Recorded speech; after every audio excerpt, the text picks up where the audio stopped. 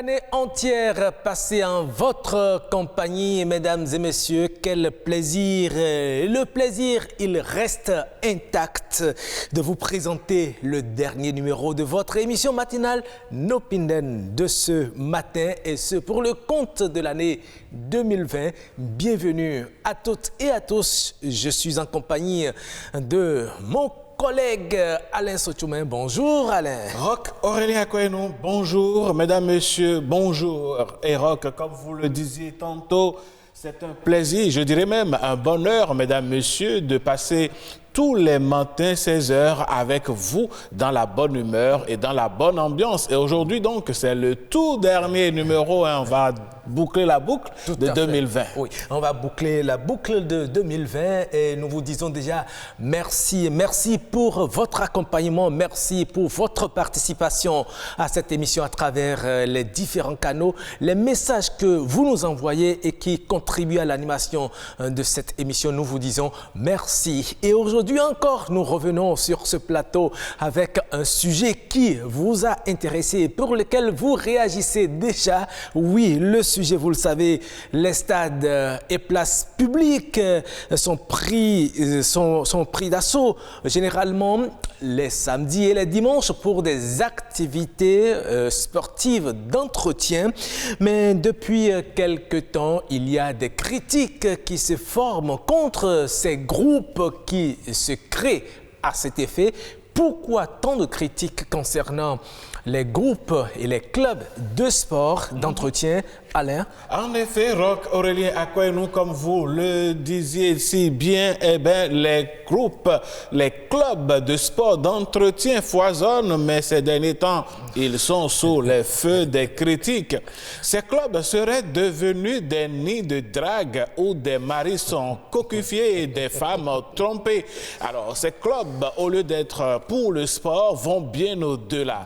Que se passe-t-il réellement dans les clubs de sport d'entretien aujourd'hui? Quand vous les voyez les samedis matins et dimanches, ce n'est pas que le sport apparemment. Et nous allons donc en parler sur ce plateau avec nos invités. En tout cas, nous allons en parler et rien qu'à lire les messages que nous envoient déjà les téléspectateurs, pratiquants ou non de ces clubs de sport. Eh bien, les avis sont diversifiés et variés. Nous allons les partager avec vous dans cette émission. Mais avant, mesdames et messieurs, vous connaissez la tradition, nous allons vous installer tout bonnement avec les merveilles du Bénin.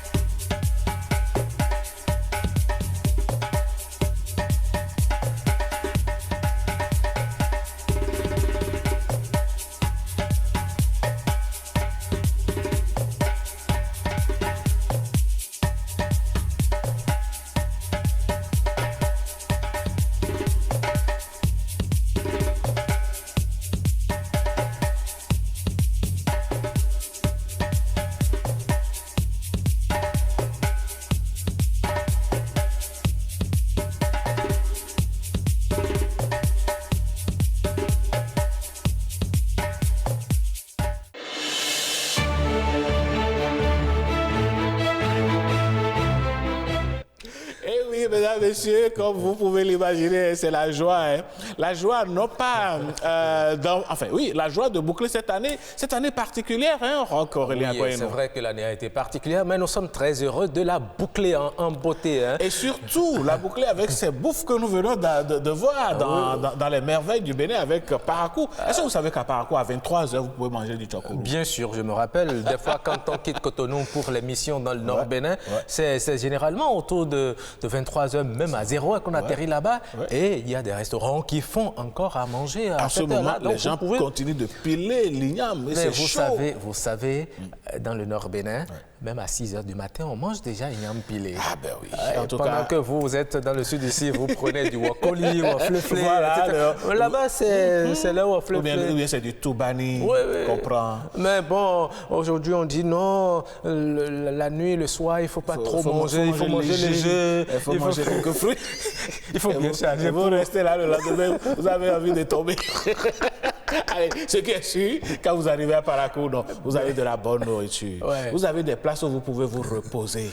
D'accord. Quand vous arrivez au carrefour Koteb, par exemple, la place Koteb, il y a un jardin, il y a des bancs. Et puis bon, voilà, vous prenez de l'air. Et, bon, voilà. Et si vous voyez quelque chose passer, vous pouvez rapidement l'interpeller aussi comme vous en avez l'habitude. Comme quoi? Ah bon? Vous dites des choses dont je ne suis pas au courant. Quelqu'un m'a dit ça. En tout cas, merci madame, messieurs, c'est comme ça. Hein. C'est un instant de détente. Cette émission matinale, nos Pinden, c'est vrai, nous faisons des débats de société, mais nous vous permettons de démarrer votre journée dans la gaieté, dans la beauté. Et toujours pour rester dans cette dynamique, nous avons avec nous l'humoriste du jour. Il s'appelle Abdoulaziz. Abdoulaziz qui nous retrouve sur le plateau. Abdoul, bonjour. Bonjour, monsieur. Alors, comment ça va? Oui, très bien. Comment est-ce que vous vous préparez pour 2020 là? Oui, on se prépare très bien, on se prépare très bien. On demande à Dieu de nous garder jusqu'en 2021. C'est important. Oui, pour faire rire davantage. Oui, toujours. On a besoin de l'humour, hein, parce que le rire est vraiment thérapeutique, comme on le dit. Et vous êtes là. Alors, ce matin, vous nous proposez quoi? D'ailleurs, avant que je ne commence, je veux faire une prière à tous les téléspectateurs et à tous ceux qui sont sur le plateau, concernant la chaîne BB24 aussi. Oui. Que Dieu fasse que ça paix. Réveillé, hein. Oui, mais bien sûr, on les connaît. On les connaît. On ne va pas se faire avoir facilement. Oui, Abdoulaziz, on vous écoute. Que Dieu fasse que la paix et la bénédiction soient à votre trousse. Comme un propriétaire est aux trousses d'un locataire qui doit 10 mois de loyer. Quelle est cette forme? Quelle est cette forme de bénédiction là? Ça me rappelle un pasteur qui dit à ses fidèles, vous serez violemment bénis. Comment peut-on associer la notion de bénédiction à la violence? Je sais. Bon, peut-être parfois, quand la bénédiction est violente, elle agit plus rapidement. La prière continue encore et que la richesse encombre votre vie et vous surprend comme le coronavirus. Bon, c'est la richesse. Que la richesse nous surprenne. Je suis d'accord. Et surtout qu'elle reste sur place. Qu'elle ne s'en aille pas. Alors, vous priez que ça, on ne va pas trouver. Corona ne bouge pas. Hein. Non, Corona va partir. Corona va partir. Il y a même des vaccins déjà qui sont en train d'initier. Je parle d'initiation. Hein. C'est vrai qu'ils prennent déjà des décisions, mais nous, en Afrique, on continue. Et tranquille. Que votre joie soit comme celle d'un nouveau bachelier. Un nouveau bachelier. Lui est vraiment très heureux. Quand on parle au bac, il ne réfléchit pas. Il fait tout ce qu'il veut. Tu as fait 9 mois de galère, puis on appelle ton nom dans le micro. Monsieur, c'est que ça, c'est la joie. Tu vois le nom affiché. Donc, ça, vous avez été heureux quand vous avez passé des mois avec les moustiques. Et que vos potentiels et vos talents soient reconnus par tous, comme Satan est reconnu dans tout le monde entier. Voilà. Je ne sais même pas s'il faut dire amen ou bien s'il faut se taire. En tout cas, Satan est reconnu, mais Jésus aussi est reconnu. Oui. Je préfère être reconnu comme Jésus est reconnu que la reconnaissance de Satan. Mais des fois, je me pose des questions et je ne sais pas si on va trouver la solution ensemble ici. Et je me demande, je ne sais pas si Dieu est raciste, quoi. Je me demande pourquoi Adam et Ève n'étaient pas des Africains. Parce que moi, je sais que si Adam et Ève étaient des Africains, on serait tous au paradis à l'heure là, actuellement. Pourquoi? Vous-même, vous connaissez les femmes africaines. elle ne sait pas partager. Elle va tout finir elle seule. Elle ne partage que ses problèmes et ses ennuis. Imaginez que c'est une femme africaine qui a pris pomme là. Elle va manger tout ça, tout seul. Tout seul. Et puis l'homme est tranquille, il n'y a rien. On est tranquille comme ça. Non, Abdel, vous êtes terrible. Mais vous descendez d'ici, c'est votre femme qui va vous priver. Donc arrêtez. Donc arrêtez. Elle va certainement s'occuper de sa pomme. Et ne même pas. Elle va tout manger. Comme ça. Et puis nous tous on est au paradis. On n'a même pas ce problème. Mais quand j'ai commencé par réfléchir, je continuais, j'ai vu que bon, Dieu avait raison de faire ça. Parce que vous savez qu'après Adam et Ève, il y a Noé qui est venu sauver l'humanité encore. Et puis on parle de l'arche de Noé. Dans l'arche de Noé, ils ont mis chaque animal, toutes sortes d'animaux de sexe opposé. Et tous ceux qui veulent, qui croient en Dieu aussi, en dedans, et sa famille. Imaginez que Noé et sa famille étaient des Africains. Précisément, des Porte-Noviens. Ils sortent. Il y a des lions, girafes, et puis ils viennent là où il y a beaucoup de porcs. Et mon lord, mais Ranadi, il fait quoi? Et même il y a un bail bon. Mais Joe y en vient et il m'a aussi mis des trucs. Non, allez, Abdelaziz, on va continuer. Faites attention quand vous voulez aller à Porto-Novo désormais. Si vous traversez le pont, soyez sur vos gardes. Mais bon, j'ai une dernière question à poser avant de revenir pour mon deuxième passage. Dites-moi, qu'est-ce qui excite un homme qui le met dans tous ses états? Il ne se contrôle même pas. Et qu'est-ce que cette chose-là? Je vous pose la question. Bon, en attendant de répondre. Avant le second passage, vous allez répondre à la question. Vous allez répondre à la question. Allez. C'est nous qui allons vous reposer la question. Voilà. N'oubliez pas. Hein. D'accord. On vous retrouve en fin d'émission. Il est terrible, notre ami Abdoul. Il est terrible. Abdoul Aziz, le musulman, qui parle de partage de rang. Oui, oui. D'accord. Allez, après Abdelaziz, nous allons retrouver le clip du jour. Et oui, aujourd'hui, nous bouclons la boucle de notre rétrospective musicale. Et nous sommes allés chercher aujourd'hui pour vous, mesdames, messieurs, quelqu'un qui reste et demeure une icône de la musique béninoise. Ce qu'on va faire, je vous invite simplement Je parie que beaucoup ne vont pas le reconnaître. Ils ne vont pas l'imaginer même. Ouais. Ils ne vont pas imaginer qu'on est allé chercher ce type de morceau. Félix Dodo l'envie. Oh, Rock a vendu la mèche. Mesdames, messieurs, Allez. Félix Dido l'envie. Mesdames, messieurs, voici le clip du jour.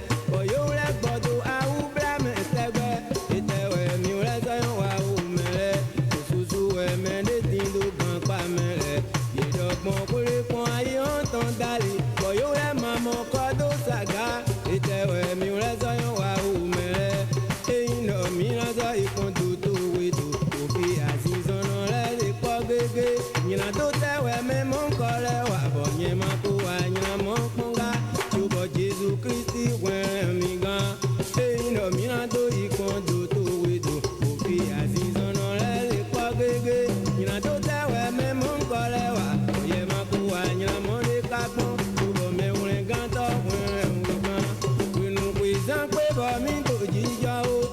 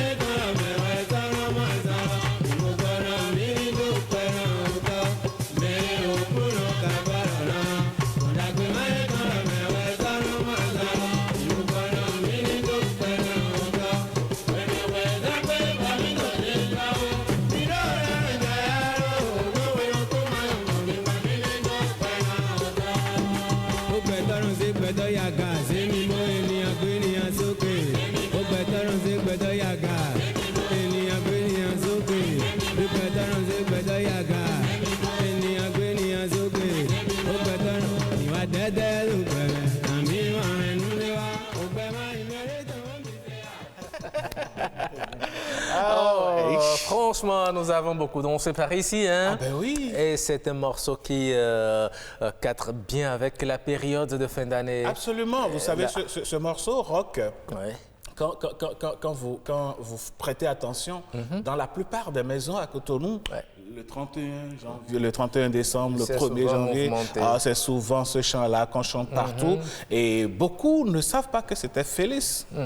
Dido Lanvie. Oui, moi je pensais que c'était Dessous les Tri qui non, je vous le disais tout à l'heure. Ouais, non, pas du tout. C'est vrai que c'est le même registre, hein, c'est le Max Goron, c'est la même génération. Mais Félix Dido Lanvie, lui, il est beaucoup plus un artiste du gospel traditionnel. Et puis, il a su déjà d'ailleurs préparer sa relève. Hein. Tout à fait. Son fils est l'un des meneurs, des leaders du groupe Woodsound, qui fait la fierté donc, de la musique béninoise par ici. En tout cas, c'est intéressant ce qu'elle dit à travers cette chanson, c'est qu'il n'est pas donné à tout le monde de boucler une année et d'avoir la chance de retrouver une nouvelle année. Tout à fait. Tout ceci est une grâce. Tout à fait. C'est quand le Seigneur vous fait la grâce que vous arrivez à vivre toute une année et particulièrement une année 2020 qui a emporté pas mal de personnes. En tout cas. Et donc, nous bénissons Dieu pour votre vie, pour nos vies, et il fera toujours grâce pour que nous puissions toujours être en vie et le célébrer. Amen, pasteur. Tu parles de l'affaire. Juste après votre prière, je préfère vous arrêter, sinon quand vous commencez comme ça. Bon, allez, juste après cette prière, nous allons installer le plateau de discussion. Et mesdames et messieurs, nous vous le disions à l'entame de cette émission, nous parlons des clubs de sport. Oui, pourquoi tant de critiques envers ces clubs de sport? Aujourd'hui, le club de sport d'entretien, c'est de ça que nous parlons juste après ceci.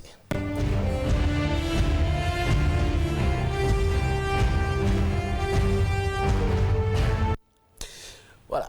Et puis, nous sommes de retour sur ce plateau. Mesdames, Messieurs, les samedis matins, les dimanches matins, vous les voyez sur les places publiques, sur les esplanades des stades.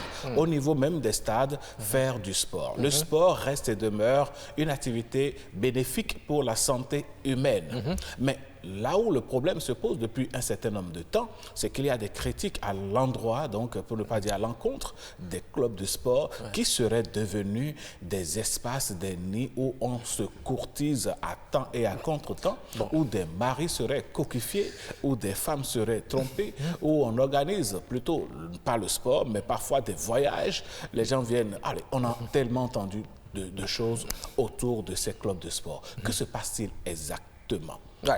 Et pour répondre à ces questions, nous avons nos invités qui sont autour de cette table. J'ai Monsieur Jean-Paul Viatonou. Vous êtes coach, sportif. Très bien, merci d'être présent sur ce plateau parce qu'il y a des griefs aussi contre vous. Nous allons vous les énumérer tout à l'heure. En face de vous, il y a M. William Koudjo. Oui. Vous êtes un adhérent au club sportif, au club de sport d'entretien, n'est-ce pas? Vous répondez sur ce plateau en tant que participant justement à ces activités sportives au sein des clubs. Vous allez nous dire sans langue de bois. Aussi un coach. Vous êtes aussi un coach. Oui, d'accord. Très bien. Vous allez nous dire sans langue de bois et la vérité. Que se passe-t-il aujourd'hui dans les clubs de sport d'entretien pour qu'il y ait autant de critiques envers ces clubs? Merci beaucoup, monsieur le journaliste. Oui. Les journalistes plutôt. Oui. Bon, moi, ce que je pouvais vous dire, que moi, d'abord, je suis un participant, je suis un coach. Est-ce que moi-même, je vois avec les clients qui sont tous chaque fois les dimanches matins, les samedis, avec nous. En tout cas, dans nos clubs, ce que vous venez d'énumérer, ça ne se passe pas avec nous. D'accord. Mais vous en entendez oui, parler? Oui, plusieurs fois. Oui. Même si vous êtes avec des amis, les gens vous disent coach Will, la fois dernière, on a envoyé, comment dirais-je, les filles, elles étaient arrivées, elles ont dit, non. Je les ai dit, nous sommes là pour travailler, pas pour regarder, comment la femme est habillée. Non. Si les clients viennent, mettez dans votre tête, vous êtes là pour leur faire quelque chose de bien. Ne cherchez pas à comprendre ce qu'elle a porté. Non. Il faut aller droit au but. Même si le client part à la maison, elle dira à la maison, là où je suis parti pour travailler, vraiment c'est coach. Je vous assure, mes enfants, mes soeurs, demain, nous irons encore travailler là-bas. D'accord. Vous n'êtes pas le seul coach sur ce plateau. Nous avons, comme l'avait introduit mon cher ami Roch, M. Jean-Paul Viatonou. Vous êtes coach sportif. Moi, j'ai envie de vous poser une question de façon directe. Et ça concerne beaucoup plus les femmes. Vous, coach, il vous est reproché lors des exercices physiques de faire adopter aux femmes, surtout, des positions qui frisent parfois, comment je vais dire... Il a compris la question. Oui, dites-nous. Je vous remercie beaucoup. Je suis coach d'entretien, comme vous venez de le dire. Je suis dans cette activité il y a des années de cela. Et j'ai fait mes preuves un peu partout à Cotonou, même au niveau des institutions, ministères et autres. Donc, tout ce que vous venez de dire, c'est des trucs réels, on entend. D'accord. Okay. Mais il y a coach dans coach, comme on le dit, dans toute activité. Non, on comprend que vous veuillez vous défendre, mais vous en faites pas. Pour le moment, on ne parle pas de coach. On en vient. Il vous a demandé, lors de ces exercices physiques, vous savez, on dit par exemple écart. Et puis c'est vous qui venez aider les femmes à écarter. Est-ce que ce ne sont pas des positions suspectes? Voilà, des positions qui appellent à la perversité. Non. Au fait, tout d'abord, tout est esprit et tout se passe dans la tête. Nous sommes là pour une activité sportive, précisément l'aérobique ou le fitness. Et c'est des activités qui interpellent ou sollicitent le corps, tout le corps, des exercices, des mouvements que d'aucuns peuvent directement croire comme dépravants, peuvent aider le patient. Mais ça ne veut pas dire que, en travaillant, le coach doit toucher, non. notre matière... Vous touchez pour aider, Non, pas pour aider toujours. la dame à bien réussir l'exercice. Non, pas toujours. On a notre... Coach, attendez, je ne vous stoppe pas. Notre matière principale, Attendez, je ne vous qui est stoppe pas. qui est la communication, Attendez, le verbe. monsieur Et on Viatoni, communique. monsieur Viatoni, on ne vous stoppe pas. La réalité est là. Moi, je connais des femmes qui ont décidé de ne plus venir dans des salles de gym parce que les coachs les attrapent par derrière pour leur dire, mettez-vous dans telle position, comportez-vous de telle façon, vous allez devoir travailler telle partie du corps, ainsi de suite. OK, quand ça se passe comme ça, elles désertent le forum. Je comprends que vous veuillez vous défendre, mais est-ce que réellement la nécessité va à ce niveau pour l'exercice physique? Puisque vous avez dit que le coach n'a pas le droit de toucher à ces femmes, mais les coachs touchent les femmes. Les coachs touchent les femmes. Je ne peux pas dire non. Ah, d'accord. Au moins, on est d'accord sur ça. Oui, je ne peux pas dire non. Mais tout le monde ne touche pas. Et il y a des exercices au cours desquels, quand on dit l'exercice, parce que comme je l'ai dit, notre première matière, c'est le verbe, c'est la communication. Quand on le dit, monsieur ou madame peut faire l'exercice ou ne pas bien faire l'exercice. Certes, même si on doit toucher, c'est avec respect. On peut toucher les bras, on peut toucher les jambes, ramener les jambes. Mais un exercice qui va amener à toucher jusqu'au niveau quand même des parties sensibles, mais excusez-moi, moi je ne m'y retrouve pas. D'accord, très bien. Vous savez, là vous êtes déjà dans un cadre un peu trop formel, mais ce qui se passe au niveau des places publiques où on se retrouve, on est en groupe, on Groupe de 20, groupe de 50. Oui, il y en a groupe de même, 100 il y parfois. en a même qui vont jusqu'à 500. Je connais des clubs comme ça au stade et qui sont régis par des tests associatifs, etc. Je suis dedans. Oui, mais vous ne citez pas de nom, s'il vous plaît. Voilà. D'accord. Alors, c'est surtout au niveau de ces clubs-là que la critique enfle. Qu'est-ce qui se passe? Certes, vous êtes dedans, vous avez dit, mais qu'est-ce que vous constatez? Ce n'est pas que vous jetez la pierre, mais c'est pour corriger, amener à prendre conscience de certaines situations. Crevez l'abcès, s'il vous plaît. Bon, d'abord, vous avez parlé du nombre. Du nombre. Là où il y a tellement de nombre aussi, il faut faire très attention. Vous voyez, non? Il faut faire très attention. Des fois, toi, en tant que coach, tu es devant. Souvent, nous sommes devant. Nous sommes devant pour les exercices. Tu ne peux pas parcourir tout le monde. Tu ne peux pas rentrer dans tout le monde. Peut-être ce qui se passe derrière, c'est autre chose. Et les gens vont prendre ça pour critiquer. Toi, en tant que coach, tu es devant, tu leur montres les mouvements, tu te déplaces. Peut-être, comment dire, il y a ta touchement derrière là-bas. Toi, tu ne sais pas. Peut-être d'autres voient. Bon, dans ce club, il y a beaucoup de filles, justement, beaucoup de jeunes dames qui ont des fesses bien arrondies, bien remontées, etc. Il faut entrer dans ce club-là, mais pas pour le sport. Non. Il y en a. Parce que moi j'ai connu un gars, parce que nous, on a un club. C'est mon boss, c'est mon boss. On a un club, on gère bien.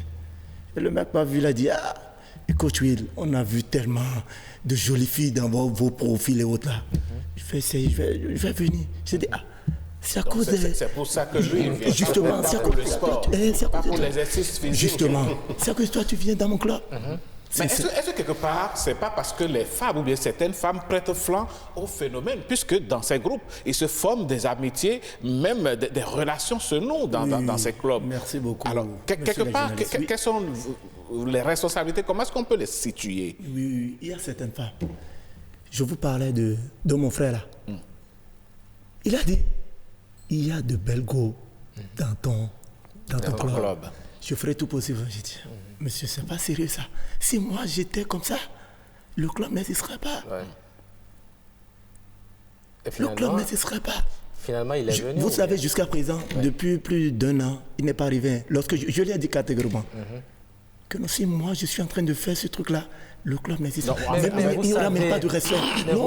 Vous savez, monsieur le coach, il y a certaines femmes qui viennent justement dans ces clubs de sport, Spécialement. dans l'intention de Oui, rencontrer le rap. Justement. Ouais. J'en viens. Pourquoi les priver? Oui. Si l'autre a l'intention de venir chercher peut-être celle avec qui il fera du sérieux, Oui. pourquoi vous l'en empêchez? Vous voyez, et c'est de la même manière. Il y a certaines filles qui viennent. D'abord, elles n'ont pas, comment dirais-je, l'argent pour l'abonnement. Tu vois, mais elles essaient, elles font tout possible pour payer le premier abonnement. Sachant qu'avec le temps, elles auront, comment dirais-je, S'agripper à quelqu'un. justement s'agripper à quelqu'un là. Pour qu'on puisse leur payer. Pour que ça soit continué, les abonnements. C'est vice-versa. C'est des deux côtés. Oui, mais est-ce que c'est normal alors de transformer les clubs de sport en salles, disons, en espaces matrimoniaux? Non. C'est pas sérieux ça. On dit le sport. D'accord. Le sport, si quelqu'un se réveille sur son lit, c'est pas facile de faire le sport.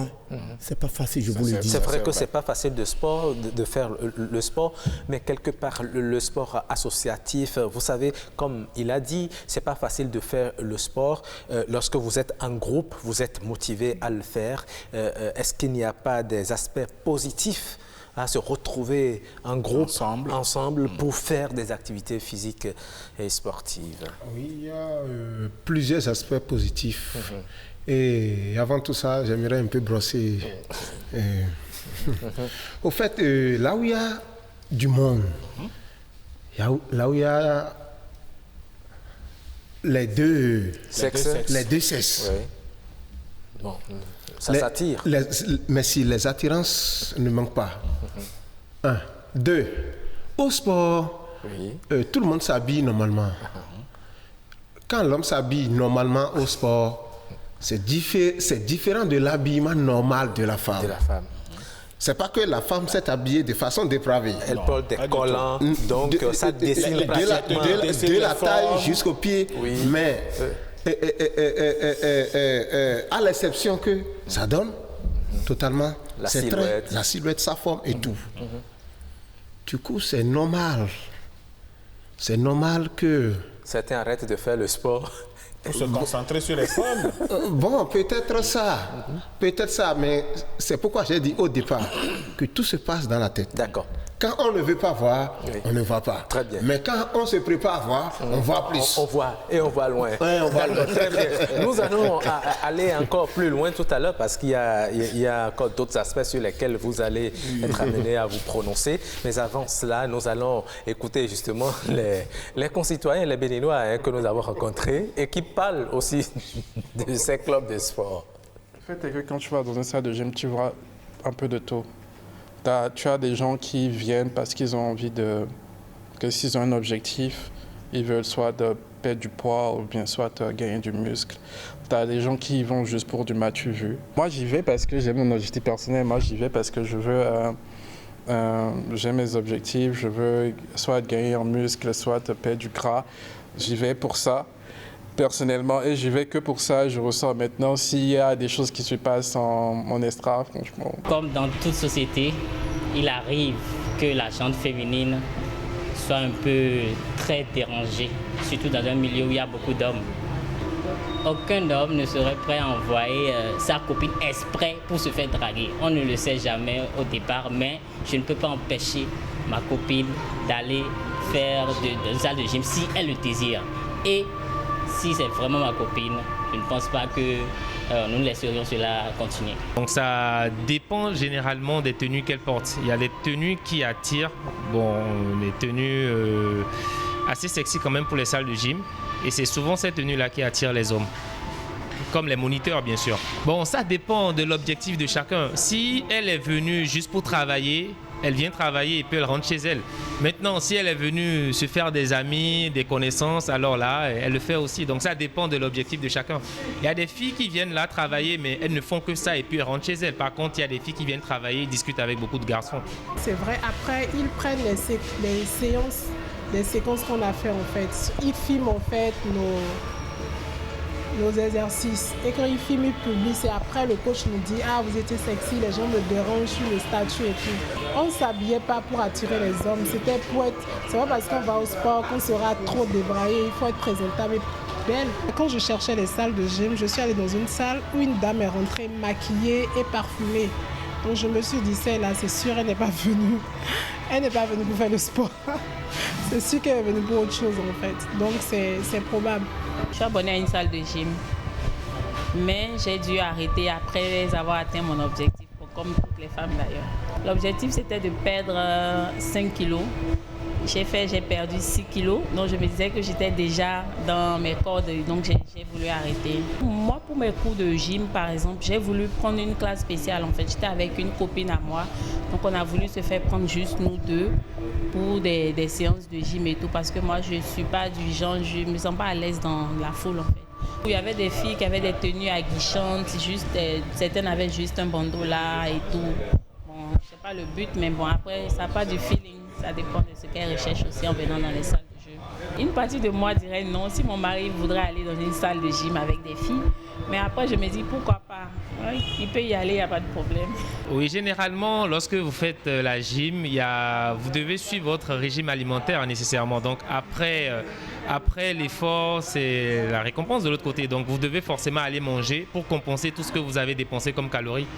Donc après, elles se retrouvent peut-être avec des amis, si elles sont venues entre-temps avec des amis, ou si elles ont rencontré des connaissances, là, elles vont se retrouver quelque part pour manger, discuter et tout. Eh oui, manger, discuter et la suite, c'est les résultats que nous avons. Soit on se met ensemble, soit c'est des relations qui naissent. Alors, coach, vous avez entendu les Béninois qui se sont exprimés. Quelle est votre réaction par rapport aux interventions?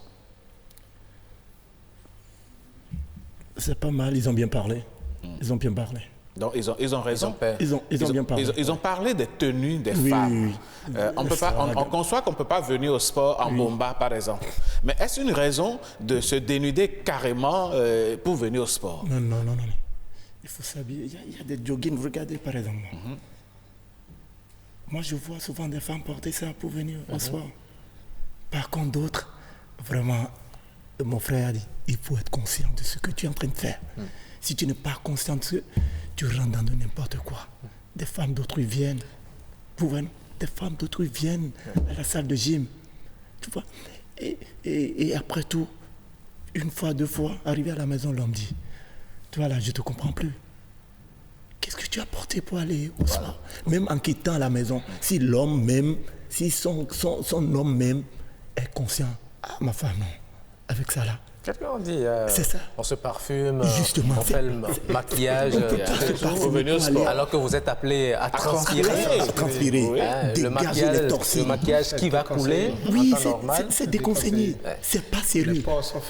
Une femme qui s'est habillée comme ça, parfumée. Oui, alors, vous aussi, imaginez un peu ce qu'elle est partie faire. Monsieur Viatonou, dites-nous, est-ce que vous êtes déjà arrivé de recevoir des plaintes de maris ou bien de femmes par rapport à leur conjoint ou conjointe dans des groupes ou clubs que vous avez dirigés ou bien où vous intervenez? Plein. J'en ai reçu. Et la plainte, c'était quoi? Souvent, elle commence et d'office, le mari refuse, peut-être sans évoquer la raison, mais peut se sentir en danger et refuse. Il y a plusieurs conditions ou plusieurs raisons. Il y a des fois où, quand la femme vient, ça dépend de son habillement, son mari comprend directement que ça ne va pas. Ça va taper dans l'œil d'autres garçons. Elle va là-bas pour se taper quelqu'un d'autre ou bien pour se faire désirer. Donc, le mari stoppe ou demande au coach s'il peut faire une séance en résidence, une séance en privé. Ça se fait. Malgré ça, il y a encore des cas où l'homme refuse même la séance en privé à la maison. Parce que dans tous les cas, il se sent en danger. Parce qu'il veut peut-être être là pour surveiller. Même à la maison, il refuse. Donc, il y a plusieurs raisons. Mais vous savez, il y a aussi pas forcément seulement des femmes. On finit le sport. On a parlé de l'alimentation tout à l'heure.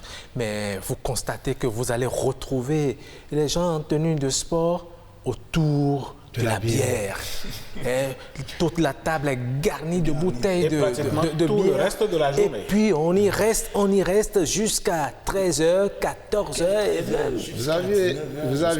C'est toujours le sport qui continue. Vous aviez vu juste, vous aviez bien dit. Parce que ces cas font légion. On en trouve plein.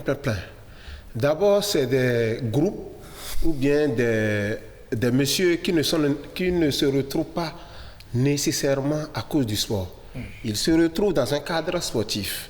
Mais le fond, ce n'est pas le sport. Le fond, c'est quoi? C'est se retrouver en amitié. Donc, ça devient alors un groupe de socialisation. Oui, ils se retrouvent, ils font quelques minutes d'exercice et ils font des heures autour de la bière. C'est ça.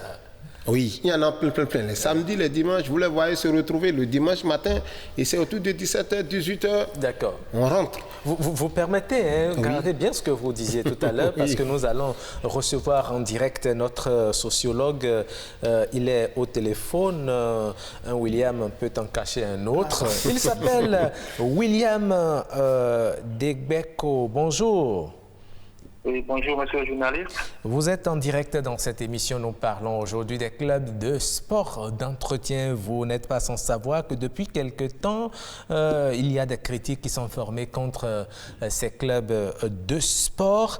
Alors, est-ce que vous avez une analyse sociologique de ces critiques? Est-ce qu'elles sont fondées? Est-ce que ces clubs de sport sont toujours des clubs de sport ou bien c'est une autre forme de société ou bien de socialisation qui se crée? Okay, merci, monsieur le journaliste. Oui. Sociologiquement, voulant analyser les rapports au sexe, je peux dire que nous ne sommes plus dans des sociétés régies par des valeurs socio-culturelles endogènes authentiques, où le sexe est un tabou, où le mariage polygamique est la règle, où les fiancés ne se font pas assez la cour avant que les familles décident de marier les conjoints. La société a connu beaucoup de mutations. Aujourd'hui, le sexe n'est plus un tabou. Les jeunes, lors des fiançailles, font l'amour autant de fois qu'ils le peuvent avant le mariage. Le mariage monogamique est prioritairement valorisé. Donc la conséquence, c'est que les rapports de sexe ne sont plus cachés. Et il n'y a pas un lieu spécifique où on peut rencontrer son fiancé. Tous les lieux sont bons pour jouer aux amoureux ou parler du sexe. Avant, dans les sociétés traditionnelles, c'était les marchés de nuit, c'était les lieux de culte, c'était les lieux de fêtes culturelles, que les jeunes profitaient, se rencontraient pour échanger des mots d'amour et pour annoncer leur futur mariage. Aujourd'hui, les mutations ont fait que ces lieux ont évolué. Et partout où des jeunes hommes, jeunes filles se rencontrent, ou bien des adultes célibataires se rencontrent, il y a toujours la tendance à entrer en relation avec l'autre et à échanger avec lui. Donc, si nous voulons analyser avec un peu de préjugés, on peut dire que ce n'est pas normal que des membres d'un club de sport d'entretien s'adonnent à ces pratiques, surtout si on est chrétien. Et la moralisation nous enseigne qu'il ne faut pas avoir les rapports avant le mariage. Après le mariage, il faut être fidèle à son conjoint. Et quand on analyse de ce point de vue, on peut tout de suite conclure que ce n'est pas normal. Parce que la valeur religieuse qu'on enseigne, la morale religieuse nous l'interdit. Oui, mais monsieur Degbeko, oui? Voilà que dans ces clubs de sport aujourd'hui, il n'y a pas que des célibataires, il y a aussi des personnes mariées qui viennent et ces relations se créent. Et comment limiter les dégâts? Oui, c'est ça le problème. Il faut prendre le problème sous plusieurs angles. Le premier angle, si c'est les célibataires, le problème ne se pose pas à mon avis. Mais si c'est des mariés, lorsque je suis marié à une femme, je suis chrétien par exemple, même si je ne suis pas chrétien, on me dit qu'il faut être fidèle. Je peux être fidèle la première année, la deuxième année. Mais la troisième année, la tentation d'aller découvrir le sexe de l'autre devient grande.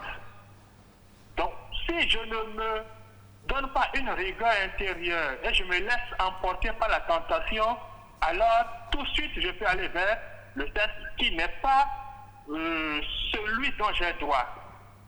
Et la plupart du temps, dans nos sociétés d'aujourd'hui, c'est même, si vous êtes homme, c'est même la fille non mariée qui vous tend un piège. Et quand vous répondez, vous tombez dans son piège, elle est prête à publier, à ce que tout le monde sache que vous n'êtes pas le modèle qu'on dit. Ou bien que les chrétiens ne sont pas les modèles qu'on prétend dire, ou que tel ou tel qu'on prétend être modèle ne le sont pas en réalité. D'accord. Et donc, ça sort. Oui. D'accord. Très bien. On a compris le développement que vous faites. C'est tout à fait normal. Est-ce à dire qu'aujourd'hui, les clubs de sport sont-ils devenus des clubs de débauche? Non. Ça dépend. Il faut prendre les choses au cas par cas. Je disais, par exemple, quand nous faisons du sport, où les hommes peuvent se maintenir, il n'y a pas de problème physiologiquement. Mais quand nous prenons les femmes, une femme qui fait bien un exercice de sport et qui finit cet exercice, morphologiquement a tendance dans la journée à avoir une relation sexuelle avec le sexe opposé. Ah bon? Si cette femme n'est pas mariée, la tendance à appeler un autre homme du club est grande. D'accord. Ce que vous dites là, nous allons essayer de revérifier parce que si après chaque séance de sport, la femme doit être animée de désirs sexuels. Autant la femme que l'homme. Hein.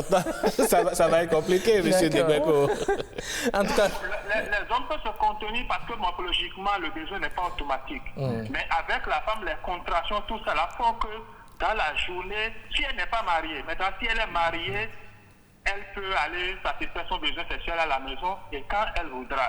C'est justement en dehors de la maison que les critiques viennent maintenant, puisque ces clubs de sport, semble-t-il, sont devenus donc des endroits où on se drague les uns les unes, et puis bon, voilà. Et là, ça devient une situation qu'on peut déplorer. Mais en même temps, les lois de la société sont là. Et si quelqu'un, un membre du corps, se sent menacé, il est autorisé à aller saisir la justice, soit la justice religieuse, soit la justice, les tribunaux ou le commissariat pour régler. Et si je pense que si les conflits mettent en relation des personnes qui se sentent frustrées, si on règle une, deux ou trois fois, les gens vont revenir en eux-mêmes et se ressaisir. D'accord. Et les responsables des clubs aussi doivent faire l'effort d'avoir des règlements intérieurs. Oui. Et s'ils en ont, ils doivent faire l'effort de faire appliquer ces règlements intérieurs-là.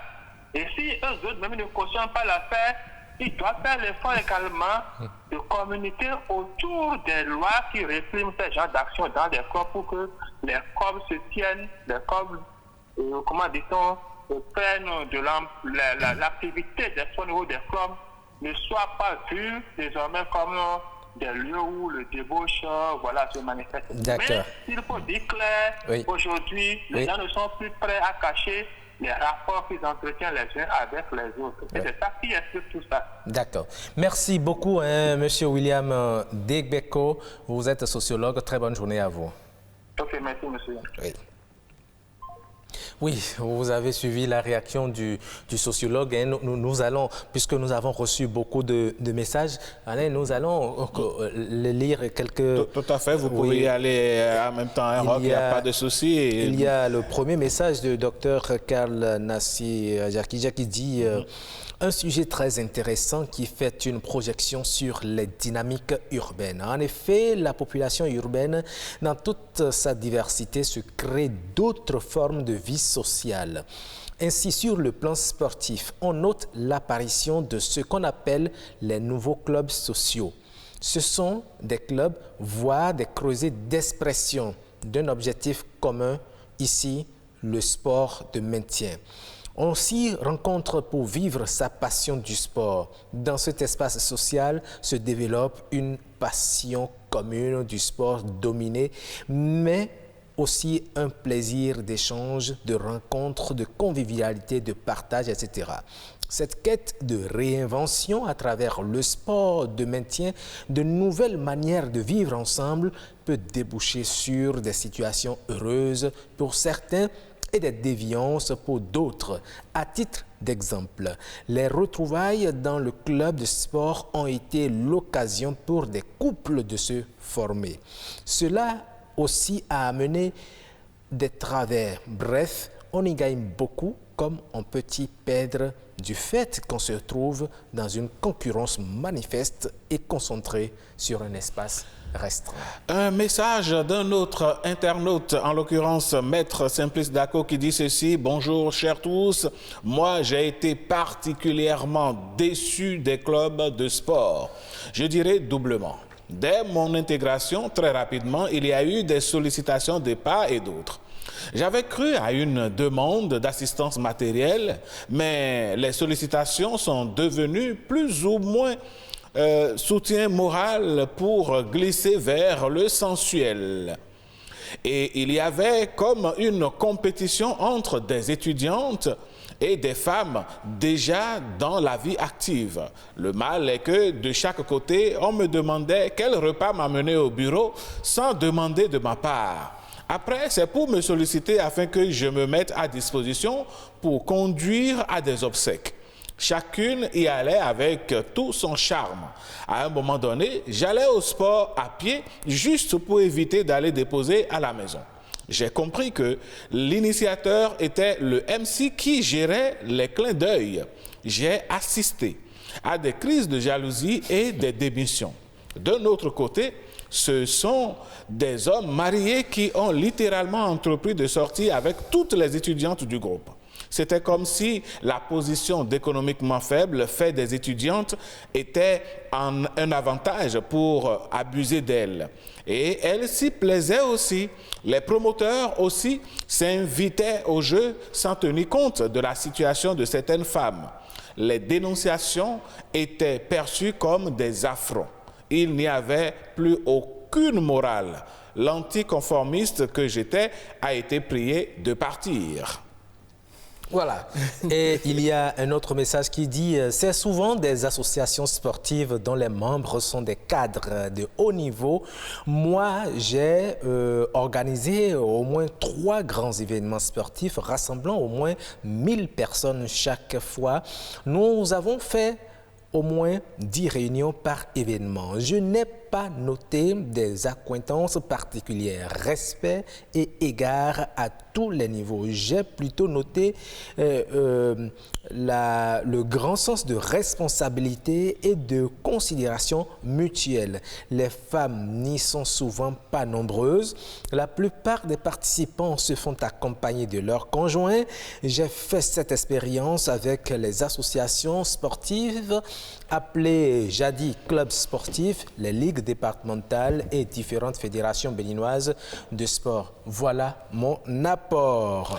Une juridiction relevant de la Cour d'appel de Cotonou a connu 2 dossiers de divorce causés par les déviances des clubs de sport. J'ai tenté de réconcilier un couple ami dont la conjointe avait pratiquement quitté le toit conjugal, ayant été plusieurs fois pistée et surprise dans des positions compromettantes. Comment peut-on, pour ainsi dire, organiser des événements de clubs sportifs et passer la nuit à l'hôtel dans la même chambre avec un homme qui n'est pas son mari? Voilà une question, un message d'un autre internaute. Et justement, et quelqu'un d'autre dit « Ah bon, c'est des choses sérieuses que nous entendons ici ». À mes passages sur l'esplanade du stade aux heures de sport d'entretien, même en Occident, les gestes qui amènent le coach à trop écarter les jambes des femmes allongées au sol sont déjà à haut risque. Et c'est ce type de gymnastique que nos moniteurs aiment. C'est sur ces mouvements qu'ils sont concentrés. Bon, moi, je regarde seulement. Un autre message, mesdames et messieurs, vous l'avez compris, nos internautes se sont déchaînés aujourd'hui sur le sujet. Lors des exercices physiques, il y en a, hommes comme femmes, qui ne font aucun mouvement, mais alors aucun mouvement d'ensemble, mais qui se retrouvent en groupuscule de discussion et d'appréciation de la morphologie de certaines femmes. Il y a également d'autres femmes qui sont des démarcheurs de femmes pour d'autres hommes, voire d'autres femmes. Et quelqu'un d'autre qui dit, personnellement, quand j'observe ces clubs, j'y vois plusieurs catégories d'adhérents. 1. Ceux qui sont là vraiment pour le sport. 2. Ceux qui sont là pour trouver leur âme sœur. 3. Ceux qui sont là pour lier des relations, pour des opportunités de travail et d'affaires, etc. 4. Ceux qui sont là pour assouvir leurs désirs sexuels. Et enfin, ceux qui s'ennuient à la maison et veulent se faire des amis. Et c'est dans ça là que les déviances s'observent. Bonjour, chers tous. Un autre message. Le sujet d'aujourd'hui est d'intérêt social. C'est pourquoi les réactions sont si nombreuses. Et ça, nous sommes d'accord avec vous, chers internautes. À vrai dire, moi, j'ai essayé un peu seulement un club sportif il y a quelques années. Mais parmi nous, il y en avait dont l'objectif est de déconcentrer les autres. Des hommes prêts à aider des femmes à réussir des exercices collés, serrés à elles, et des femmes qui stratégiquement arrêtent des gestes pour attirer l'attention des gentlemen du groupe avec des gestes et tenues de sport ostentatoires. J'ai donc estimé que le vrai sport peut mieux se faire en dehors des clubs de sport d'entretien. Mais on peut bien comprendre que tout ce qui se passe de bon comme de mauvais dans ces clubs tels que évoqués plus haut, tout ceci est caractéristique des dynamiques de groupe. Chacun a son objectif en dehors des objectifs communs des clubs de sport. En conclusion, je dirais, à chacun sa conscience et ses objectifs. Si vous êtes dans un club dont les agissements ne vous plaisent plus, alors quittez ce club pour éviter votre corruption morale. Et un dernier message pour finir, et on a reçu beaucoup de messages. Tout à fait. Bonjour à tous les membres. Le sport d'entretien est une activité à encourager. Cependant, ceux qui s'y adonnent doivent garder la tête sur les épaules, surtout quand ils se pratiquent dans un club. Les hommes viennent pour se rincer les yeux, regarder les formes des femmes et pourquoi pas y faire des conquêtes amoureuses. Il y a des femmes qui n'y viennent que pour trouver des amants. Elles se proposent et se poponnent et se maquillent à croire qu'elles vont à une fête. Parfois, vous assistez à des scènes ridicules quand la femme mariée en a marre de la relation et que le mec insiste, c'est sur le terrain de sport que la dispute éclate. Plus d'un couple a vu son foyer déstabilisé à la suite de séjours sportifs. Un couple ami s'est séparé car la femme a avoué à son mari que lors de la sortie du club, elle a commis l'irréparable et a choisi de quitter son ménage. Bref, je conseille le sport individuel ou en famille ou en couple, c'est mieux et plus prudent. C'est une activité qui rapproche les conjoints et renforce les liens. En ce qui me concerne, je suis contre ces clubs de sport. Bonne fête à tous. Oui, bonne fête à vous aussi, amis internautes. Alors, coach, nous allons faire un dernier tour de table. Vous avez 30 secondes pour votre mot de fin, pour clôturer ce débat. Je vous remercie à entendre le sociologue et vos messages. Et tout ce qu'on a entendu. Oui. Vous êtes abattu. Bon, pas abattu, mais... Vous avez du pain sous la planche et non sur la planche. Vous savez, le sport d'abord est un creuset de rencontres. Oui. Donc on ne saurait interdire ces choses. Non. Ce sera votre mot de fin. Nous sommes pris par le temps. Oui. J'ai fait la gym, principalement la gym d'entreprise. Oui. Même ici, chez vous, vous avez besoin du sport, pas uniquement pour votre santé, mais ça permet à plusieurs départements, ceux qui ne se voient presque pas durant toute une journée, durant toute une semaine. C'est vrai que tous les agents de l'ERTB, par exemple, ne se connaissent pas, mais c'est clair. Mais s'il y a un mouvement sportif et l'heure et le jour sont déterminés, tout le monde vient. C'est on va en profiter pour adhérer à Nagra FC. Merci beaucoup. Jean-Paul Viatono. Oui, votre mot de fait très rapidement, M. Kodjo. Merci beaucoup. Oui, je les ai entendus. Et le sociologue William Monomo, je suis vraiment content. Et les intervenants.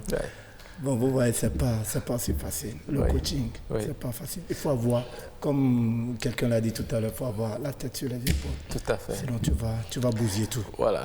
Merci beaucoup. Merci à vous, Monsieur Kodjo William. Merci à vous, Monsieur Jean-Paul Viatono, d'avoir participé à ce débat. Mesdames, Messieurs, nous allons marquer une pause, le temps de raccompagner nos invités, et on vous retrouve après. Bienvenue au Bénin.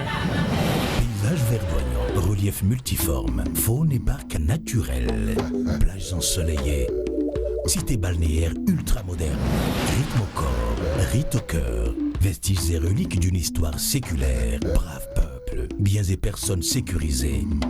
Le Bénin, terre de culture et de riches traditions, vous offre de grands moments de découverte et d'évasion. Venez visiter mon beau pays, le Bénin. Il vous surprendra. Bénin, miroir de l'Afrique.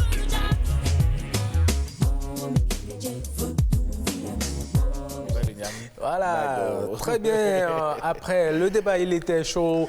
Beaucoup de téléspectateurs ont participé justement en nous envoyant les messages. C'est un sujet vraiment de société et on ne cessera jamais d'en parler parce que, oui, les clubs de sport sont destinés à favoriser le sport d'entretien, de maintien de son corps, etc. Mais parfois, très souvent, il y a des déviances qu'il faut éviter. Il faut avoir la tête sur les épaules, comme l'ont dit nos invités.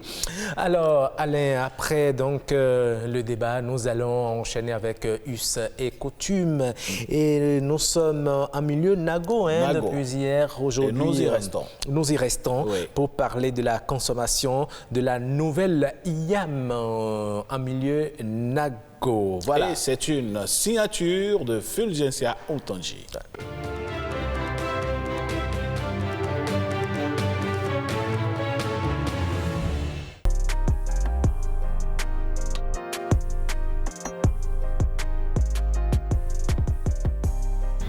Chaque membre de la famille achète son igname, ou bien vous cotisez de l'argent pour acheter l'igname.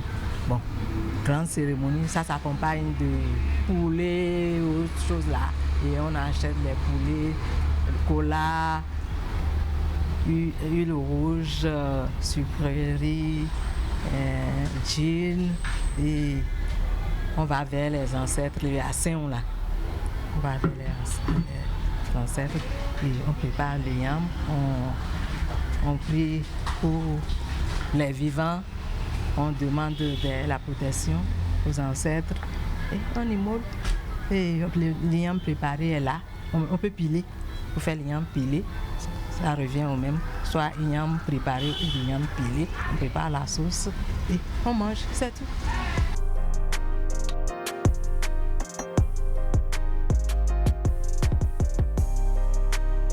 C'est les féticheurs qui font leur cérémonie d'abord, avant que la population ne commence à manger les yams.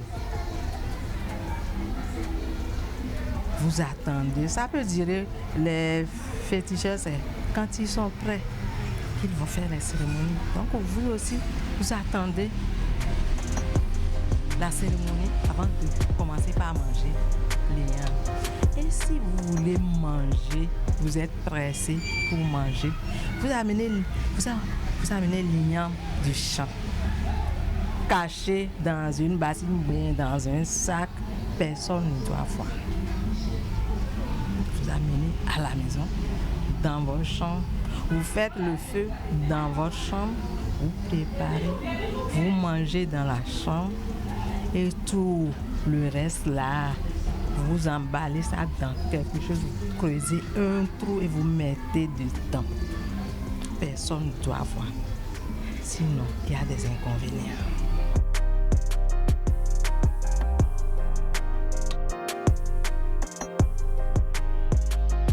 Je n'ai pas vu L'inconvénient ne s'est jamais passé devant moi. Comme on a dit que c'est interdit, c'est interdit. Tu peux attraper une maladie, c'est ça. C'est pas où on va te tuer, on viendra te tuer, mais tu vas attraper quelque chose. Et on va dire que c'est parce que tu as mangé l'igname avant les cérémonies des féticheurs.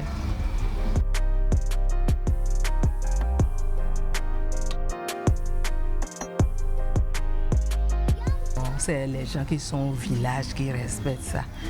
Une fois que tu n'es plus au village. Mais si tu as de fa, fétiche, fa, on a de fa pour notre protection. Toi aussi, tu sais que avant, si tu ne donnes pas à ton fa là, tu ne dois pas manger. Ça ne te fera pas de bien. Bon, quel bien? Bon, le fa là te protège.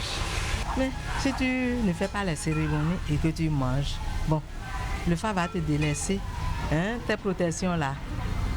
Hein? Il n'y aura plus de protection pour toi, pour tes enfants. Non, c'est à cause de ça qu'il faut suivre la tradition. J'ai de fa, je dois donner l'igname à mon fa d'abord, avant d'en consommer, pour ne pas avoir de problème.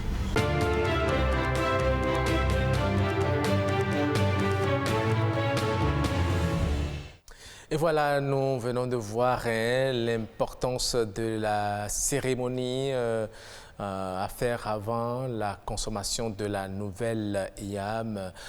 Faut dire que l'yam, c'est un tubercule qui ne se consomme pas comme ça à la sortie de la première yam. Il y a une grande cérémonie qui à faire d'abord. À faire dans certains milieux. C'est pas seulement en milieu nago. Hein. Même en milieu savalo, c'est d'ailleurs ça qui donne, disons, toute son importance à la célèbre fête du 15 août. Oui, tout à fait. Voilà. En tout cas, c'est très bon et on l'a encore entendu. Ceux qui ont le fa ne doivent pas manger l'yam avant d'avoir donné à leur fa. Oui, il y a tellement de choses parce que la dame l'a dit, hein, ça ne leur fera pas du bien. Voilà.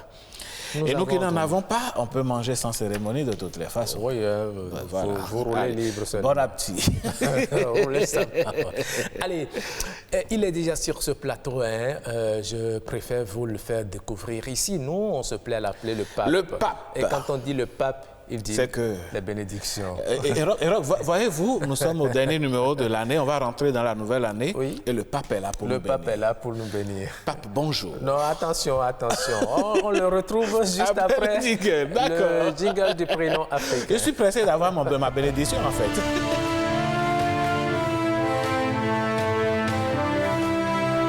Voilà, maintenant vous pouvez le saluer. Maintenant je peux dire bonjour mon pape. Donc je peux avoir la bénédiction papale maintenant. Sur vous. Voilà.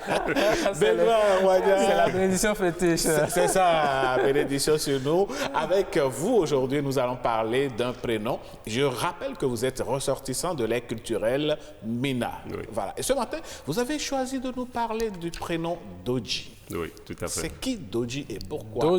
Doji. Ah, ça me fait penser à un grand professeur. Ah oui, le professeur Doji Amozovi. Bon.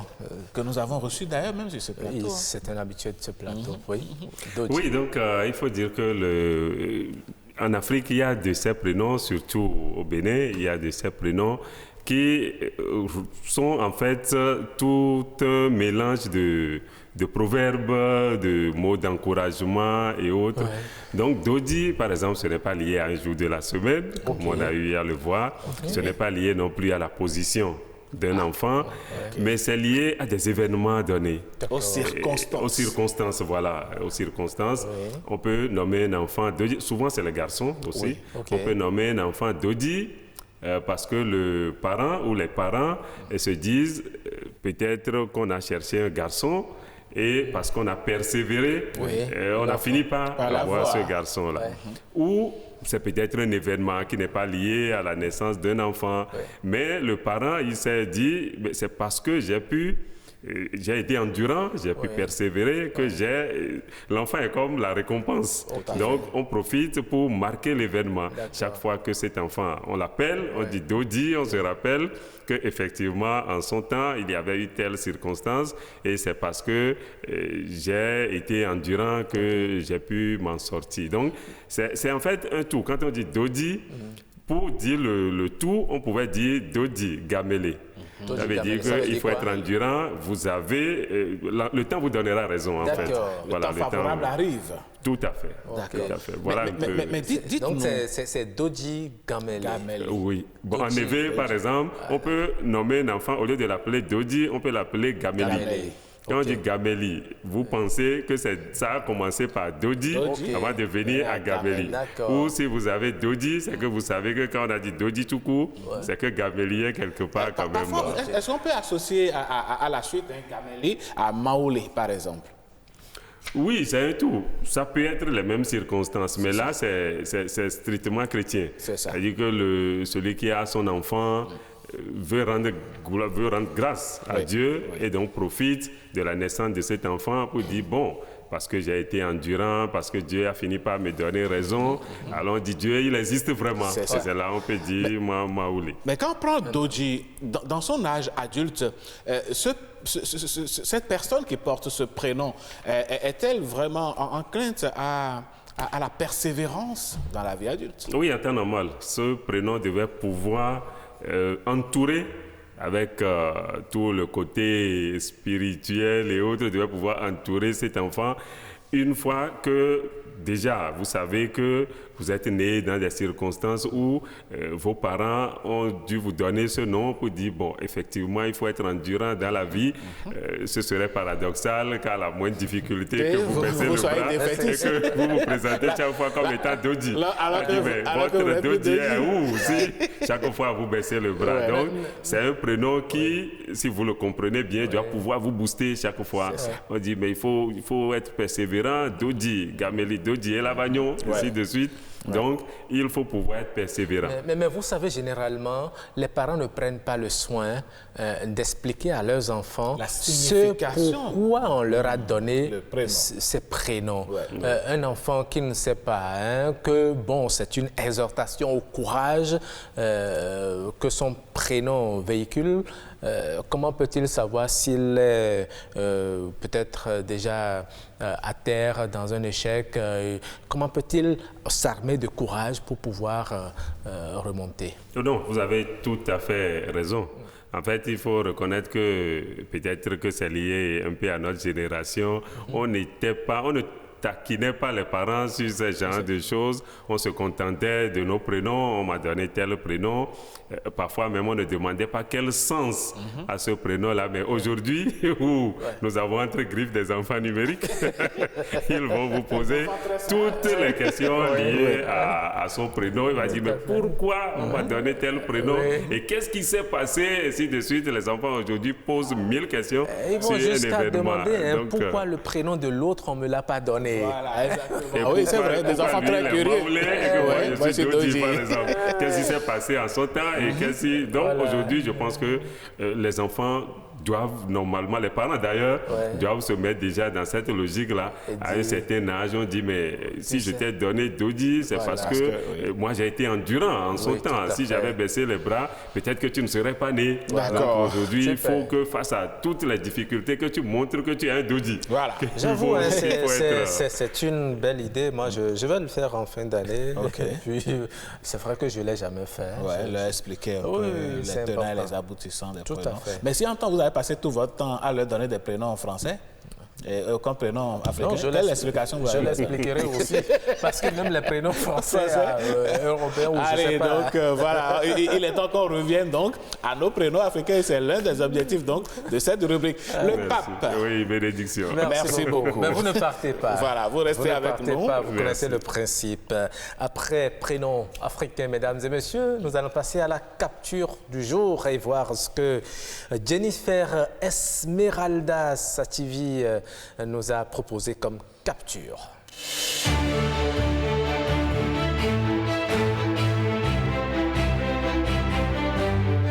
La capture du jour, mesdames, messieurs, vous savez, nous l'entourons souvent de surprises et celle de suspense. Et de suspense. Et ce matin, allez, nous allons demander à Ange Niquet d'Orego de lever. Non, c'est Timothée qui est là aujourd'hui. Ah, c'est Timothée Routon? Oui, oui. Ah, d'accord. Allez, c'est quand même non, une bonne équipe. le son aussi. Ah oui. Bon. Ah oui, on devrait avoir le son normalement. Mais regardez, c'est une vidéo. Oui. Ah oui, regardez. Non, allez-y encore. Non, allez-y. Mettez, envoyez-nous le son, Papa V. Papa V, allez-y.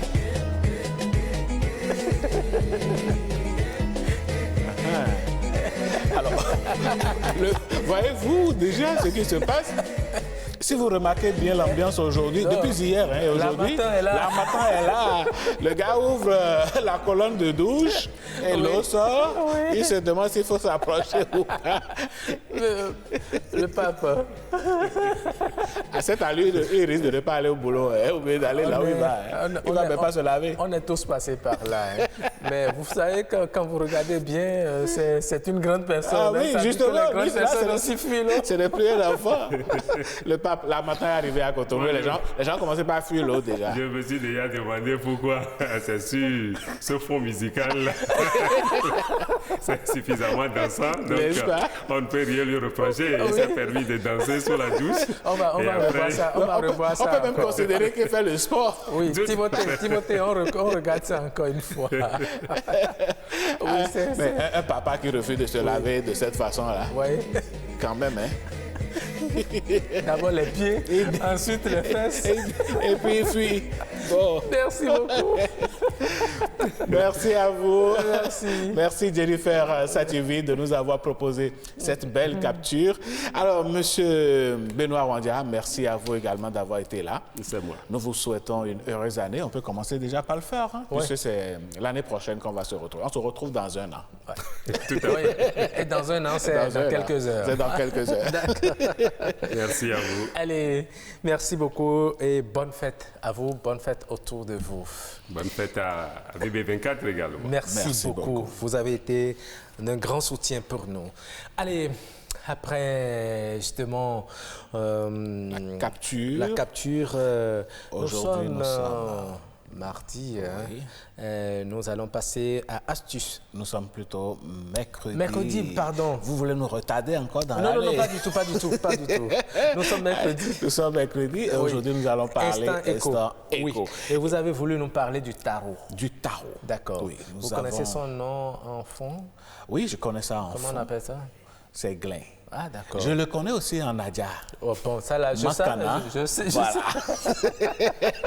C'est pour vous dire que je comprends un peu. Hein? Ah oui, parce Allez, faut surtout pas venir ici dire que nous parlons tout le temps le français, qu'on ne comprend pas certaines langues chez nous. Non. Vous avez chance. Voilà. Allez. Si je vous demandais comment on appelle ça en Yoruba, non, vous n'êtes pas Yoruba. Je ne vais pas vous taquiner. Je sais à qui je vais adresser la question. Elle est là, assise dans la salle. D'accord. Allez, mesdames, messieurs.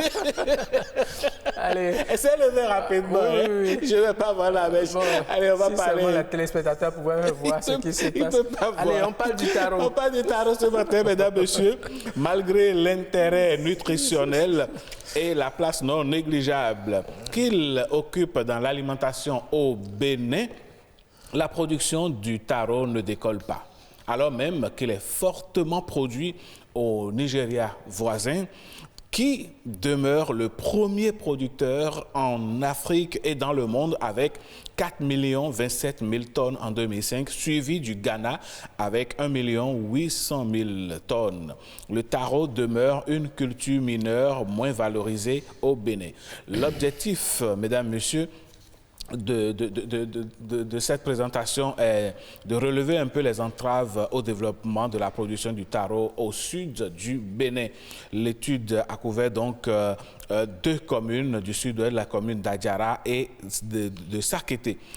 Mesdames, Messieurs, vous savez, le tarot, si nous mettons plus de moyens à la disposition donc des producteurs dans le sud Bénin, on pourrait donc égaler, pourquoi pas, dans cette production, le Nigeria ou le Ghana. Si nous prenons par exemple 32 producteurs de tarot sur lesquels on a réalisé une étude dans 4 villages retenus parmi les producteurs donc, de cette localité, on se rend compte que non seulement ils n'ont pas les outils nécessaires qu'il faut, il n'y a pas le marché pour écouler, il n'y a pas la consommation qui répond donc au rendez-vous. Et du coup, à quoi sert-il donc de cultiver le taro si on ne peut pas avoir le marché qu'il faut pour ça? Alors, le ministère de l'Agriculture donc pourrait, pourquoi pas, aider donc les producteurs à se lancer véritablement dans la production parce que les producteurs ne maîtrisent pas vraiment les techniques culturales et ne disposent pas de matériel de reproduction approprié. Et vous savez, le taro met parfois 10 à 12 mois pour vraiment produire. S'il faut faire une culture sur 10 ou 12 mois, il faut donc vraiment avoir d'autres cultures de rente à côté pour pouvoir s'en sortir. Des efforts sont donc nécessaires pour la sélection de variétés de taro qui puissent produire, qui puissent mettre moins de temps, voilà, pour pouvoir produire, afin donc d'avoir des cycles de production courts pour que nos producteurs puissent se lancer dans la production du taro. Le taro qui est vraiment assez nutritif. Quand vous arrivez par exemple au carrefour Sémin, vous voyez une variété, nos bonnes dames arrivent à frire donc le taro et à faire donc des chips de taro que vous pouvez consommer. C'est très agréable. Oui, très agréable. C'est une autre forme d'igname. Oui. Malheureusement, ce n'est pas aussi consommé que l'igname. Vous savez, l'igname est consommé sous différentes formes. Absolument. Sous la forme frite, sous la forme préparée, sous la forme pilée, etc. C'est d'ailleurs la forme la plus célèbre. Oui, la forme la plus Mais le célèbre. taro pratiquement... J'avoue, je n'ai jamais mangé du taro pilé. Ah ouais? Je Non, ne sais pas non, si pas cela pilé. se fait. Non. Si j'ai mangé du Mais taro... bouilli, oui. Bouilli, et frit, également. Oui. Mais vous savez, vous avez dit tout à l'heure qu'il faut 10 à 12 mois. Oui, 10 à 12 mois pour que le taro puisse produire. Voilà. Contrairement à l'igname qui fait 9 mois. 9 mois. Voilà. Donc, s'il faut faire 12 mois, c'est que c'est un cycle assez long. Nos chercheurs doivent pouvoir donc, nous aider à avoir des variétés tout à fait plus productives en un laps de temps plus court. En tout cas, beaucoup de chercheurs sont sur l'amélioration de ces variétés, de ces tubercules. Et ça a été déjà fait pour le manioc. Certainement que les chercheurs vont s'atteler à l'amélioration de ce tubercule également, qui est assez nutritif. Voilà. Et il nous a rejoint pour son second passage. Il nous avait posé une question à laquelle il va devoir répondre. Puisque c'est nous qui la lui retournons. Voilà, ici, c'est nous qui posons les questions. Abdoulaziz, bienvenue une fois encore. Alors, la question, vous avez trouvé la réponse? Oui. Reprécisez d'abord la question au téléphone. En fait, j'ai dit qu'est-ce qui peut mettre un homme dans tous ses états? Dans tous ces états, qu'est-ce qui peut mettre Abdoul dans tous ces états, dans tous ces états d'excitation extrême? Je parle de tous les hommes en général. C'est homme grand H ou bien petit H? C'est femme comme homme grand H. Femme, homme, enfant. Et c'est quoi déjà la réponse? Je voulais que vous m'aidiez avant. Vous avez donné des exemples. Moi, je me viens à la vraie réponse. On vous a laissé le temps de trouver les réponses. En fait, la réponse, c'est la diarrhée. Ouais. Bon, d'accord. On a compris. C'est la seule. C'est le seul phénomène qui ne respecte pas du tout les règles, en fait. Vous êtes bien habillé, parfumé, vous êtes prêt pour le rendez-vous. Parfois même, vous êtes là. On dit conférence, vous êtes assis, au calme, et le truc vient vous surprendre. Donc, tout ce qu'on vous dit, vous ne pouvez pas refuser. Vous êtes là, vous dites oui. Oui. Alors que vous-même, vous savez là, vous êtes. Imaginez. Rien ne vous empêche de vous lever, d'aller. Vous-même, vous savez que les conférences ne peuvent pas se lever rapidement comme ça. Alors que le diarrhée, lui aussi, tellement il est impoli, c'est comme le moto embrayage, quoi. Ça vient, ça te prend, ça te laisse un peu. Au fait, il te prend, il te laisse un peu. Toi, mais tu n'es pas à l'aise. Vous imaginez un gars qui est bien habillé, qui est en train de draguer une fille, et puis au cours du temps, la diarrhée le surprend là, au moment là où il est en train de draguer la fille. Donc tout ce qui vient après, tout ce qu'il peut faire, il dit tout ce que la dame dit. La seule phrase qu'il peut faire, où se trouvent les toilettes, c'est tout ce qu'il peut faire. il vaut mieux qu'il ait le courage de poser cette question afin de se libérer. Et voilà. surtout que nous sommes en période de fête. Il faut faire attention à tout ce qu'on mange. C'est ça, surtout ça. Surtout les viandes. Surtout ça. Parce que tout le monde veut manger tout. Imaginez, je ne sais pas si ça vous est déjà arrivé une fois que vous êtes sur une moto et en pleine circulation comme ça, le gars est en train de filer et puis la diarrhée vient là, sur la moto. Et où on prend une voie comme la voie de Javier comme ça, là, il y a beaucoup de trous là. Voilà que diarrhée, il ne faut pas trop faire de mouvement. Faut être faut pas avoir trop de mouvement. Avec les secousses. Faut dire la vérité, ça m'est arrivé.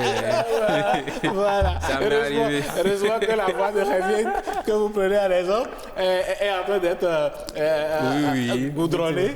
On ne parle plus de goudronnage, mais là on parle d'asphaltage. Voilà. Donc du coup, en fait, bon, moi, j'allais raconter mon histoire par rapport à la diarrhée. Le truc, ça m'a surpris. On était au fait à Calavi. Bon, le truc m'avait pris. Le truc envoyait un signal. Au lieu de respecter et d'aller faire ce qu'il doit faire, bon, je me suis entêté comme un homme normal. Maintenant, quitte Calavi, on arrive au niveau de Godomé. Là, c'est que je n'ai plus le choix, je ne peux plus bouger. C'est que je dois le libérer. C'est lui, il est en train de s'imposer maintenant. Il ne connaît personne dans la zone. Là, il devient bête. On se met dans tous les états. Ce que tu ne pouvais pas faire, moi, je faisais mon malin. J'ai obligé de venir là. Demander pardon à des gens que je ne connais même pas. Est-ce que je peux avoir la clé de votre DC? Les gars me regardent, ça étonne d'abord. Parce que de la main, je suis habillé là. Vraiment, ça va dire. Non, mais c'est un besoin naturel. C'est vrai que ça vous surprend. Quand on part aux toilettes, on sent en même temps. L'air qui vous accueille, c'est climatisé, je me déplacer. Tout comme ça, il faut savoir quoi manger.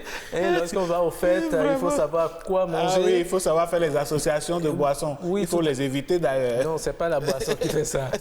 C'est la consommation de la viande. Il y a quelque chose, je ne sais pas si vous vous questionnez souvent. Très rapidement. Oui, je vais faire rapidement. Je ne sais pas si vous vous questionnez souvent. C'est les Africains, les meilleurs boxeurs africains comme Mohamed Ali et Mike Tyson. Je me demande pourquoi les Africains sont forts. Imaginez quelqu'un immigré, il a fait des semaines sur la mer. Et puis le boulot qu'il a trouvé arrivé en Europe, là-bas, c'est la bosse. Et puis il est contre un blanc. Et il se rappelle que ses ancêtres ont été des esclaves de ces blancs. Donc c'est forcé, on doit faire des chaos. N'est-ce pas? Donc il se déchaîne là-dessus. Allez, bonne fête à vous, Abdoul. Merci beaucoup. Merci d'avoir été là tout ce temps. On vous retrouve l'année prochaine et l'année prochaine, c'est dans quelques heures. Mesdames, Messieurs, Roch Aurélien Akwaenou, nous allons boucler la boucle. Et retrouver Félix Dido-Lanvi dans le titre Huezangbe. Allez, nous allons chanter et danser. Et ça va être l'occasion pour nous de souhaiter une heureuse année à tous les membres de notre équipe. Tout à fait. Toutes les différentes équipes. Jusqu'à la diffusion. Jennifer, allez me prendre le nom de Differ.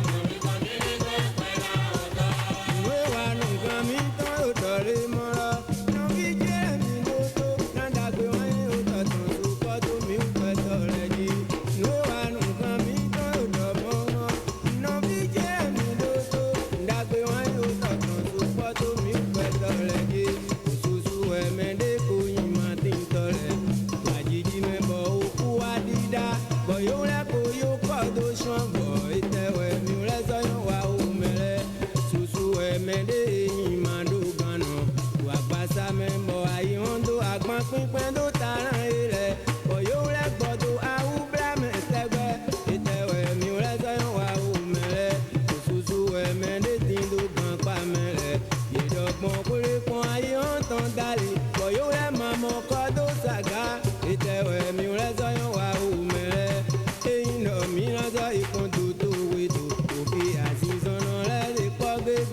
nyina do te we me mon kole wa bo nyema ko wa nyina mo konga chubo Jesu Christi we mi gan e no mina do ikon do to we do obi azizono le kwa gege nyina do te we me mon kole wa bo nyema ko wa nyina mo le ka bon chubo me we gan to Aurélie Akwaïnou, du Oui. bon Masségoron Du bon Masségoron pour rentrer dans la nouvelle année. Voilà, je vous invite à vraiment danser comme nous avons dansé. Ah ben oui, nous sommes finalement des chorégraphes par ici. Oui, oui.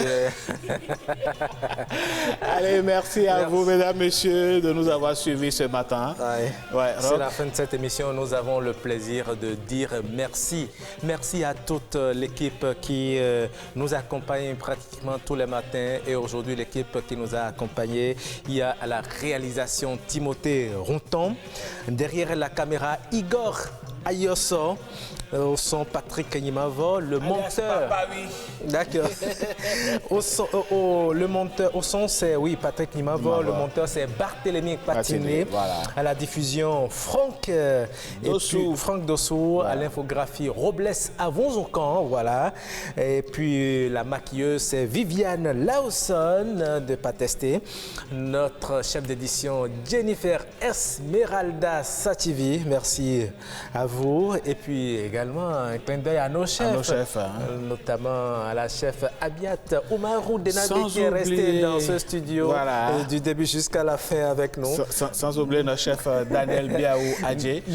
Nous leur souhaitons joyeuse année, joyeuse fête, heureuse année à toutes les autres équipes, à tous les collègues de la maison. Mesdames, messieurs, nous on vous retrouve l'année prochaine dans quelques heures. Allez, le lundi. Au revoir le lundi. Au revoir. Bonne fête à vous.